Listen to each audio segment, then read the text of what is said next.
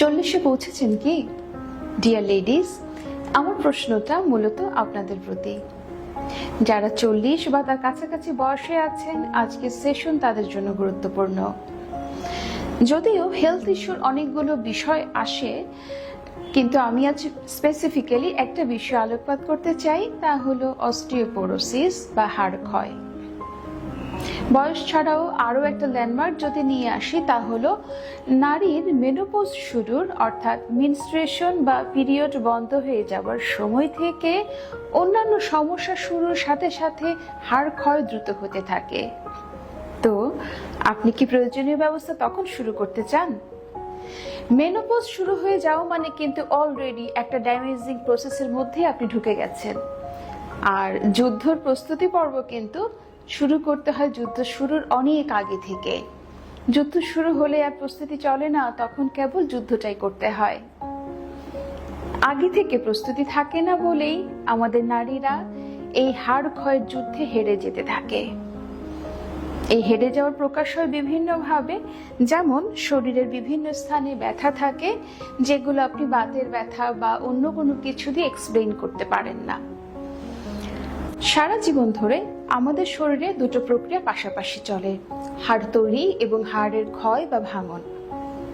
মেনোপজের সময় থেকে হাড় ভাঙনের তুলনায় হাড় তৈরি কম হতে থাকে, অন্যভাবে যদি বলি হাড়ের ভাঙনটাই বেশি হয়।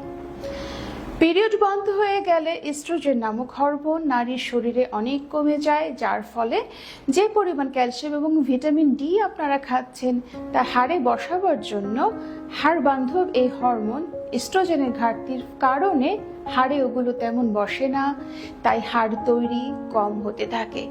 ওদিকে হাড়ের ভাঙন তো চলতে থাকে, আর সমস্ত ভাঙন বা ব্রেকডাউনেরই একটা কান্না আছে। হাড়ের ভাঙনের সে কান্নাটাই হলো ব্যথা। হাড় যেহেতু শরীরের সর্বত্রই আছে, তাই শরীরের সর্বত্র হাড়ের এই ভাঙনের ফলে শরীর জুড়ে ব্যথা বা পেইন অনুভূত হতে থাকে। আর হাড়ের এই ব্রেকডাউন কিন্তু আবার এক ধরনের ইনজুরি, মাইক্রো ইনজুরি। সো শরীরের সর্বত্র ব্রেকডাউন বা মাইক্রো ইনজুরি হচ্ছে, আর যে কোনো ইনজুরি তৈরি করে প্রদাহ বা ইনফ্লামেশন। আর সারা শরীরে যেহেতু মাইক্রো ইনজুরি হচ্ছে, সারা শরীরে মাইক্রো ইনফ্লামেশন হচ্ছে। ইনফ্লামেশনের আরেকটা ফিচার আবার পেইন। সো অস্টিওপোরোসিস বা হাড় ক্ষয়ের ফলে যে ব্যথায় আপনারা ভুগেন, তা কিন্তু সাধারণ ঔষধে কন্ট্রোলে আনতে পারেন না। যে কথা বলে শুরু করেছিলাম, এই বোন পেইন হচ্ছে হাড় ক্ষয়ের আরেকটা লক্ষণ, এবং এটা হচ্ছে সব থেকে নিচু লেভেলের লক্ষণ। আরেকটা লক্ষণ হলো হাড়ের ভেঙে যাওয়া অর্থাৎ গ্রস ফ্র্যাকচার, হাত পা অথবা শির দ্বারা। অনেক সময় দেখা যায় রোগী বা রোগীরই ব্যথা নিয়ে আসেন না, হতে পারে তার ব্যথার থ্রেশহোল্ড লেভেল অন্যরকম, কিংবা তিনি হয়তো ডায়াবেটিক রোগীদের কিন্তু কিছু কিছু ক্ষেত্রে ব্যথার অনুভূতি কম হয়। So be careful. অনেকেই ডিরেক্ট একটা ফ্র্যাকচার নিয়ে আসেন। সাধারণত 3 ধরনের ফ্র্যাকচার হাড় ক্ষয়ের জন্য বেশি হয়, একটা শির দ্বারার, একটা কবজির কাছে, আর একটা পায়ের থাইয়ের কাছে। শির দ্বারার ফ্র্যাকচারকে আমরা বলে থাকি কলাপস। অনেক নারী পুরুষ অনেক সময় এসে থাকেন সরাসরি একটা পিঠ বা কোমর ব্যথা নিয়ে, এবং তার এক্সরে করে আমরা দেখি সেখানে শির দ্বারার ফ্র্যাকচার বা কলাপস আছে।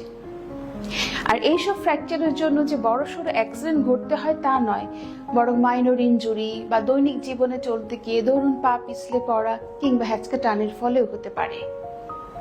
তো এই অস্টিওপোরোসিস অর্থাৎ হাড় ক্ষয়, যাকে আমরা বলি সাইলেন্ট কিলার বা নীরব ঘাতক, তা প্রতিহত করতে কি করতে হবে? অ্যাকচুয়ালি চাইল্ডহুড থেকে কিন্তু ক্যালসিয়াম ও ভিটামিন ডি সহ প্রয়োজনীয় সকল মিনারেলস গ্রহণ করতে হবে। তারপর কৈশোরে বাড়তি চাহিদায় চাই বাড়তি পরিমাণ। আর নারীদের ক্ষেত্রে গর্ভধারণের পুরোটা সময়, তারপর সন্তানকে মাতৃদুগ্ধ পান করাবার মাস বা বছরগুলো স্পেশালি খেতে হবে।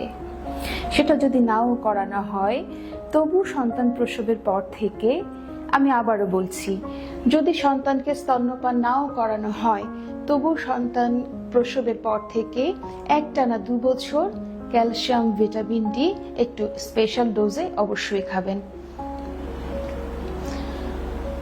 তাই আপনি যদিও আমি শুরুতে 40 বছর বলে শুরু করেছিলাম, অ্যাকচুয়ালি আপনি যদি 35 বছর পার হয়ে থাকেন, পর্যাপ্ত ক্যালসিয়াম ও ভিটামিন ডি খাওয়া শুরু করুন।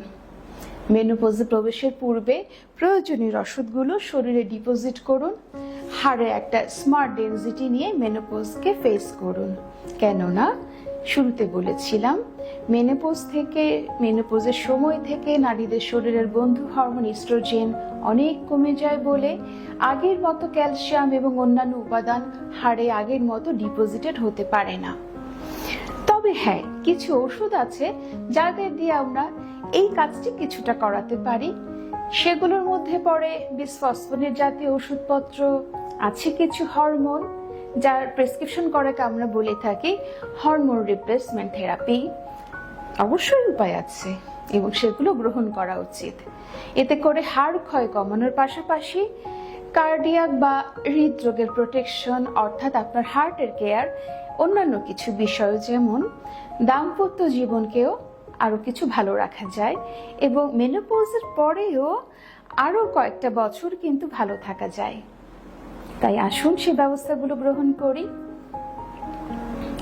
সুপ্রিয় দর্শক শ্রোতা, অনেক ধন্যবাদ সময় নিয়ে শুনবার জন্য। আজকে এ পর্যন্তই। প্লিজ নিজের যত্ন নিন এবং অন্যদেরকেও জানান। আমাদের সঙ্গেই থাকুন।